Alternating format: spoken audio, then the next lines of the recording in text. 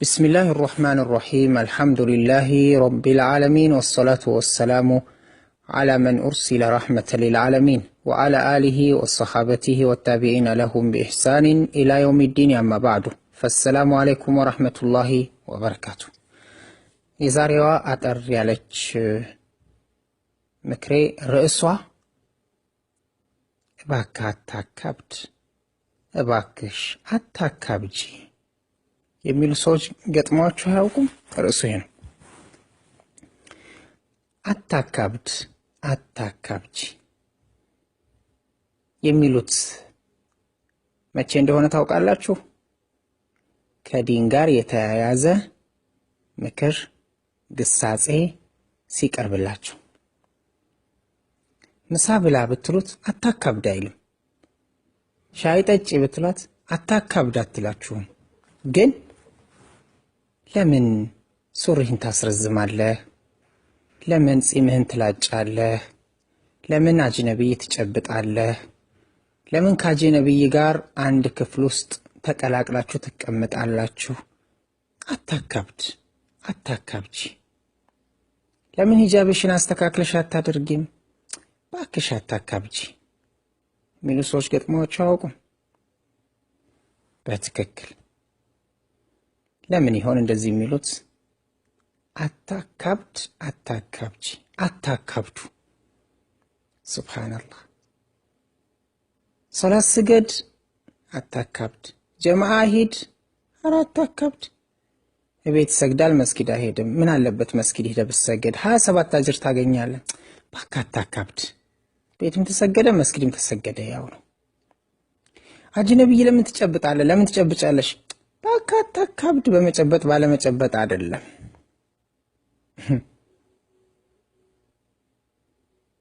አታካብድ።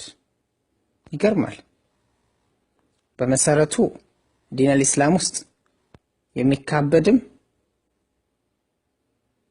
ወይም በሌላ አማርኛ እንዲከብድ የሚደረግም እንዲቀል የሚደረግም ነገር የለም። ዲን ቀላል ነው። የሚጋነን የማይጋነን ነገር የለም። ግን ሰዎች ሐቅ ሲመጣላቸው ሐቅን እንዲተገብሩ እንዲከተሉ ሲመከሩ አታካብድ አታካብጂ ይላሉ። አላህ ግን በቁርአን ውስጥ ምን ብሎ ነበር? يا أيها الذين آمنوا ادخلوا في السلم كافة ولا تتبعوا خطوات الشيطان إنه لكم عدو مبين. አታካብድ አታካብጂ ለሚሉት እቺን የቁርአን አንቀጽ አያውቋትም ይሆን? እናንተ አማኞች ወደ እስልምና ጥቅልል ብላችሁ ግቡ። መሰራት ያለበትን ስሩ፣ መተው ያለበትን ነገር ተው።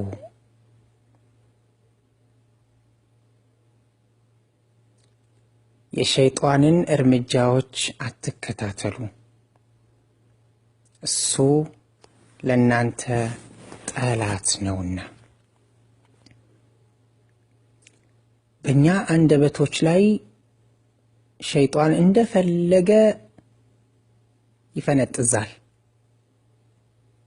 ጥሩ ነገር ስመከር አታካብድ እላለሁ። ከመጥፎ ነገር ስከለከል ባክህ አላህ እንዳንተ አይደለም ገፉሩ ረሂም ነው ይላል ሸይጣን በእኔ ምላስ ላይ። አዎ አላህ ገፉሩ ረሂም ነው። ግን ለምን ቀጥላ ያለችውን አይሞላትም? ነቢ ዒባዲ አኒ አነል ገፉሩ ረሂም وأن عذابي هو العذاب الأليم. ባሮችን ንገራቸው እኔ መሐሪና ሩህሩህ ነኝ በላቸው። ቅጣቴም ደግሞ አሳማሚ ቅጣት ነው በላቸው ይላል አላህ። አዎ በነገራችን ላይ ዲን አልእስላም ውስጥ የሚካበድ ነገር የለም። ሁሉም የሰው ልጆች በሚችሉት የሰው ልጆች በሚስማማቸው የሰው ልጆች የሚበጅ የሰው ልጆችን ከመጥፎ ነገር የሚጠብቅ መመሪያ አስተምህሮት ነው ያለው ኢስላም። ታዲያ ውዲቱ እህቴ ውድ ወንድሜ አታካብጂ ስትሉ በጥሩ ለሚመክሯችሁ ከመጥፎ ለሚከለክሏችሁ ይህችን ቃል የምትከብድ ቃል ንግግሯ ራሱ አትከብድም? አታካብድ። ቢያንስ አንድ ሰው ነገሩን መስራት እንኳን ባይችል እሺ ጀዛከላሁ ኸይረን ዱዓ አድርግልኝ እንደ ማለት ፋንታ አታካብድ። በሰው ሞራል ላይ መረማመድ ጥሩ ነው፣ ግን እኮ ቀላል ነገር ለመስራት ከወንጀል ለመከልከል በአታካብድና አታካብጂ መልስ ስንሰጥ የዚህ ወንጀል የትእዛዝ አለመፈጸም ቅጣት ከባድ ሆኖ ቢመጣ ድንገት አላህ ይጠብቀንና በወንጀላችን ከባድ ቅጣት ቢመጣ ለጀሃነሙ አታካብድ እንለው ይሆን? የለም። የሰው ልጆች በተፈጥሯቸው አላህ ያዘነላቸው ካልሆኑ በስተቀር ነፍስያቸውን እንደ ፈረስ ይጋልባሉ። ስለዚህም ይሄ ወንጀል ነው ሲባሉ ሙሰልሰላት ተመልከቺ ይጎዳሻል አታካብጂ ትናንትና አይደል አንቺ ራሱ የተውሽው። አንዳንዶቹ ደግሞ ይገርማሉ። ሱብሃንአላህ ትናንትና አብሬው ወንጀል ስሰራ ከነበርኩኝ እኔ ተውበት አድርጌ ዛሬ ከተመለስኩኝና እሱን ለመምከር ከፈለኩ አንተስ ትናንትና እንደዚህ አልነበርክም። ሁለተኛው በሰው ሞራል ላይ መረማመጃ። አረተው ከሴት ጋር ለብቻህ አትቀመጥ፣ ከሴቶች ጋር አትቀላቀል፣ አንድ ክፍል ሴትና ወንድ ተቀላቅሎ አይቀመጥ። አረ ምንድነው እንደዚህ ማካበድ? ሀገራችን ስንኖርበት የነበርነው አይደለም። በል ሲላቸው ደግሞ ኢትዮጵያ ውስጥ እንደው 3-4 ክፍል ያላቸው ሰዎች በጣት የሚቆጠሩ አይደለ? እንግዳ ሲመጣ ሴቶችና ወንዶች አንድ ክፍል አይደለም የሚቀመጡት? አብሮ አይደለ አንድ ማዕድ ላይ የሚበሉት እየተያዩ እየተጎራረሱ? ይሄን እንደ ማስረጃ አድርገው ይጠቀማሉ ውጭ ሀገርም ከወጡ በኋላ። የወንዶችና የሴቶች ተቀላቅሎ አንድ ክፍል መቀመጥ መዘዙና አደጋውን እንቁጠረው ብንል አንዘልቀው። ነظረቱን ፈብቲሳመቱን ፈመውዒዱን ፈሊቃ በእይታ ይጀምራል፣ ፈገግታ ያስከትላል።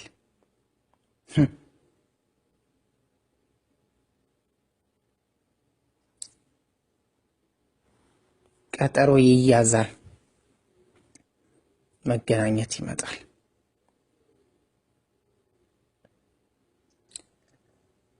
ለስራ ከአገር የወጣን ወንድሞችና እህቶች በየሹጋው ውስጥ ሹጋ ነው የምትሉት፣ በየሹጋው ውስጥ ያሉ ክፍሎች በኢጃዛ ቀናትና ሌሊታት ምን እንደሚሰሩ አላህና እኛ ብቻ እናውቃለን፣ ወይም ሰሪዎቹ ብቻ።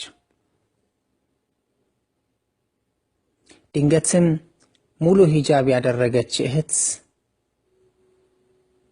ባይተዋር ትሆናለች። ሌሎቹ በሙሉ ፊታቸውን ገልጸው በልም ሲል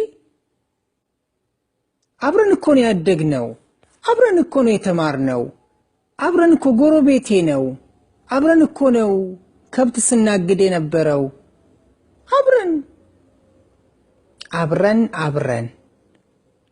ይህንን ማስረጃ ያደርጉና አረተይ ከሱ ጋር አብረሽ ጎን ለጎን ቁጭ አትበይ፣ ሞባይል አስተካክልልኝ ብላ አጠገቡ ቁጭ ትላለች። ወይም አስተካክልልኝ ብሎ አጠገቧ ቁጭ ይላል። ሙሰልሰል ተከፍቶ፣ ድራማ ተከፍቶ፣ ፊልም ተከፍቶ ጎን ለጎን ቁጭ ብለው ይመለከታሉ። አረተው ይሄ ነገር ወንጀል ነው ስትል ባክሽ አታካብጂ፣ አንቺን ብሎ ዲነኛ፣ አንተን ብሎ ዲነኛ፣ አታካብጂ። እቺ ቀላል የምትመስለን ንግግር ነገ ከባድ መዘዝ ይዛ ትመጣለች። ወንድሜና እህቴ መካሪ ማግኘት ማለት እድለኝነት ነው። ገሳጭ ማግኘት ማለት እድለኝነት ነው። የሚመክር የሚገስጽ የሚያስታውስ ነው የጠፋው። ወዘኪር ፈኢነ ዚክራ ተንፈዑል ሙእሚኒን፣ አስታውስ፣ ማስታወስ ሙእሚኖችን ትጠቅማለችና ይላል። አዎ መካሪ ስታገኝ ደስ ሊልህ ይገባል። መን ሰነዐ ኢለይኩም መዕሩፈን ፈካፊኡሁ ነው ያሉት ረሱል ዓለይሂ ሰላቱ ወሰላም። ለእናንተ መልካምን በጎን ነገር የዋለላችሁን ውለታውን መልሱ አሉ። ጀዛከላሁ ኸይረን። መስራት እንኳን ቢከብደን ኢንሻአላህ ለምን አንልም? እሺ ለምን አንልም? አታካብጂ ከምንል ሂጃብ ያላደረገችው ሂጃብ ባደረገችው ሞራል ላይ ትረማመዳለች። ሱሪ ያላሳጠረው ጺም የሚላጨው ሱሪ ባሳጠረው ጺም ባሳደገው አጅነብይ ጨባጩ በማይጨብጠው ከሴቶች ጋር ተቀላቅሎ የሚቀመጠው በማይቀመጠው ሞራል ላይ ሲረማመዱ ይስተዋል። ያዛልቃል ብላችሁ ታስባላችሁ? የሴቶችና የወንዶች አንድ ክፍል ውስጥ ተቀላቅሎ መቀመጥ ብቻ ሳይሆን ጎን ለጎን እዛው ይተኛሉ። ስንት ቤቶች አሉ ውጭ ሀገር።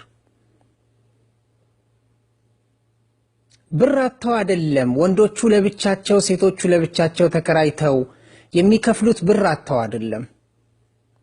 ነፍስያን ማሸነፍ አቅቷቸው ትዳር ሲባል ጣጣው ከፍተኛና ከባድ ነው ብለው ስለሚቀርጹት ጭንቅላታቸው ውስጥ ሸይጣንም እንደዚህ አድርጎ ስለሚያሳያቸው ያላቸው አማራጭ አንድ ክፍል ይዛሉ። 10-15 ይሆኑና ኢጃዛ ቀናቸውና ሌሊቱን ያሳልፋሉ።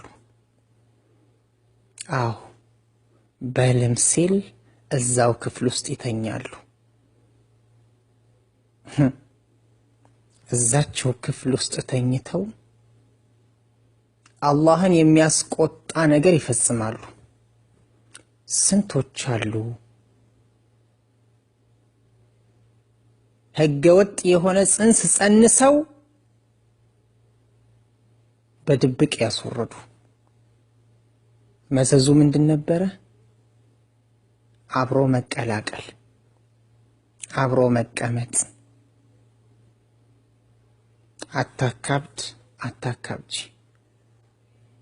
ከአላህ ጋር የሚያጣላ ነገር አትስሩ፣ አትመልከቱ፣ አታዳምጡ። ሂጃብሽን አስተካክለሽ ልበሺ። ወንዶችና ሴቶች አንድ ክፍል አትቀመጡ። ሙሰልሰል አትመልከቱ፣ ድራማ አትመልከቱ፣ ፊልም አትመልከቱ፣ ሙዚቃ አታዳምጡ። ክላሲካል ያላቸው ነሺዳ አታዳምጡ። አጅነቢ ያጨብጡ። ሶላት ስገዱ፣ ወንድነህ መስጊድ ሂደህ ስገድ ሲባሉ አታካብዱ ይላሉ። ከአንድ ሙስሊም አይጠበቅም ይሄ መልስ። ሌላው ቀርቶ እስልምና ልጆቻችንን አንድ ምኝታ ላይ በአንድ ብርድ ልብስ ስር እንዳናስተኛ ይከለክለናል። ሙሩ አውላደኩም بالصلاة ل7 واضربوهم عليها ل10 وفرقوا بينهم في المضاجع። ልጆቻችሁን በ7 ዓመታቸው ሶላት እንዲሰግዱ ዘዙ። 10 ዓመት ሲሞላቸው ስገዱ በሏቸው። አንሰግድም ካሉ ምቷቸው፣ በመኝታም ለያዩዋቸው። ልጆቻችንን ወንድና ወንድ ሴትና ሴት